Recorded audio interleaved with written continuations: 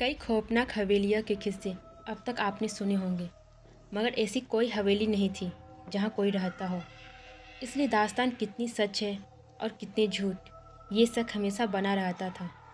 मगर आज जिस हवेली की कहानी हम आपको बता रहे हैं, वहाँ एक परिवार रहता है और साथ में रहती है रमैया, जिसे मरे हुए 200 साल हो चुके हैं। अगर वक्त के पन्नों का हिसाब लिया जाए तो दास्तान करीब 200 साल पुरानी है। उत्तर प्रदेश में एटा के पास एक हवेली है, वीरान नहीं बाकायदा आबाद है। एक परिवार के लोगों से, मगर तबाह है एक रूह से। जी हाँ, इस हवेली में ज़िंदगी और मौत साथ साथ रहते हैं। अगर हादसे के मद्देनज़र फैसला लिया जाए तो यह मौत ज़िंदगी पर बहुत भारी है। एक रमिया अब तक कई लोगों की जान ले चुकी है। वो रमिया एक तवायफ थी जिसका कभी जलवा हुआ करता था, मगर दो भाइयों ने उस पर अपना दावा ठोक दिया।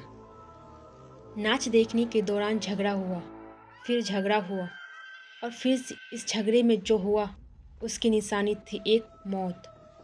वो रमिया झगड़े में बेमौत मारी गई। ये किस्सा है 200 साल पहले का, लेकिन आज भी वो उस हवेली में दिखती है। नाच गाने घुंघरूओं की आवाज़ के साथ हवेली में लोग रहते हैं, मगर खौफ के बीच कई असमय मौतें हो चुकी हैं। कहानी की शुरुआत होती है एक दिन से। उस दिन सूरज को आखिरी सलाम पेश कर रहा था। शाम घिर आई थी कि तभी एटा के चमकरी गांव की इस हवेली से अचानक एक चीख गूंजती है। आवाज़ किसी लड़की की है।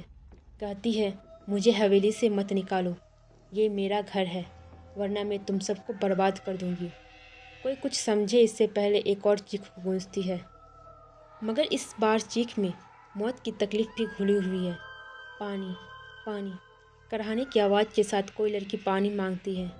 ये वाक़या कहीं और होता तो शायद कोई ना कोई तो मदद के लिए भी आता, मगर इस गांव में हर कोई डर से सहम-सा जाता है, क्योंकि पिछले कई दशकों से ऐसी चीखें इस हवेली से निकलती रहती है और लोग कांपते हुए सुबह का इंतज़ार करते रहते हैं। इस हवेली के मालिक सत्येंद्र तोमर कहते हैं कि यहाँ पहले सब ठीक था, लेकिन धीरे धीरे ये दिक्कत बढ़ती गई।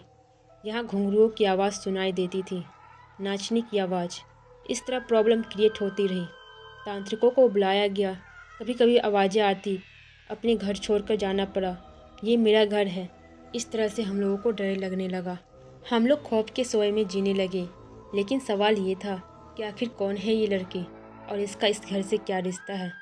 क्यों दिन ढलते ही इस हवेली के पास से होकर गुजरने वाले रास्तों पर कब्रिस्तान सा सन्नाटा पसर जाता है और एक अजीब अनमनी सी लड़की इस हवेली में भटकती रहती है, कभी झरोके से झांकते हुए, कभी हवेली की छत से टकटकी लगाए दूर किसी मुसाफिर का इंतजार करती, जिसने उसे गौर से देखा है। बताते हैं कि उसकी नज़र बर्छी की तरह कलेजे को चीरती लगती है, मगर कभी इन्हीं नज़रों के दीवाने थे लोग। वो जहाँ खड़ी होती थी, उसी के आसपास खड़े होकर लोग उसका दीदार करना चाहते थे। जिस घर में वो रहती थी, उसकी खिड़की पर लोगों की नज़रें टकटकी लगाए रहती थी। इंतज़ार करते थे लोग कि कब खिड़की खुले और इसका दीदार हो। ऐसा जलवा था रमिया का। इस हवेली के आसपास रहने वाले बुजुर्ग बताते हैं कि इस हवेली में एक खूबसूरत सी लड़की निकलती थी, जिसे वो जब पकड़ने की कोशिश करती, वो बिल्ली बन जाती थी। आज इस कोठी में ज़िंदगी और मौत दोनों का बसेरा है। दूसरी हवेलियों की तरह यह खाली नहीं है। ये गुजरे दौर की तवायफ रमिया की रूह भी रहती है और इसी कोठी की मालकिन भी। मगर मौत के साए में लगातार सांस लेती इन जिंदगियों पर क्या गुजरती है, ये बताने के लिए काफ़ी है। कई लोगों की मौत होना, क्योंकि इस हवेली ने अब तक कई अपनों को खो दिया है। हद तो ये है, इस हवेली के बच्चे भी शैतानी करने या चहचहाने से पहले सोचने लगे हैं।